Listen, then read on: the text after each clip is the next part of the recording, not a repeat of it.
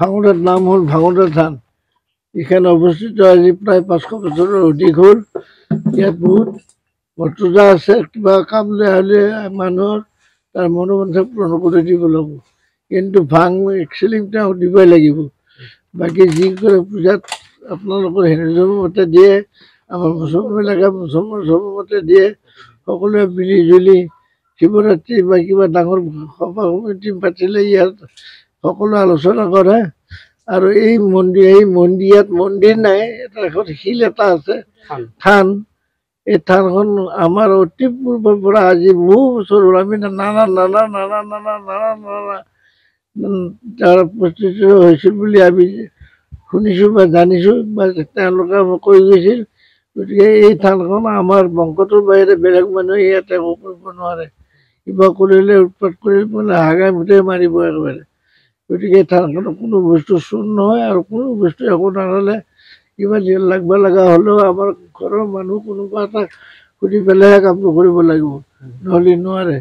সেই কাম যি মনোভাৱ লৈ আহে এই উল্টাটো হৈ যাব যদি চুৰ কৰি বুলি ভাবে। গতিকে থানখনৰ মহত্ব অপাৰ আৰু এই মানুহবিলাক অতি সুখাদৰেৰে গোটেই ভাৰতবৰ্ষতে চৰ্চা লাভ কৰিছে এই থানখনক লৈ। গোটেই ভাৰতবৰ্ষ চৰ্চা লাভ কৰিছে। কি এই থানখন গোটেই ভাৰতবৰ্ষতে এই থানখন অকল অসমতে বা আমাৰ ইয়াতে নহয়, ইয়াত দিল্লী, মুম্বাই, কলিকতা, মাদ্ৰাছৰ পৰা মানুহ আহিছে। তেওঁলোকে মোক লগ ধৰিছে, মই তেওঁলোকৰ লগতে কথোপকথন হৈছোঁ। বহুত দূৰৰ মানুহ আহে আৰু ওচৰৰ মানুহটো কথাই নাই আৰু। গতিকে কালি বা যেতিয়া শিৱৰাত্ৰি হ'ব, অকল আমাৰ অসমৰ মানুহেই নহয়, দিল্লী, মুম্বাই, কলকাতা, মহাৰাষ্ট্ৰ বহুত দূৰৰ পৰা মানুহ আহিছে। আৰু তেওঁলোকে আপোনাৰ মোক লৈ পেলাই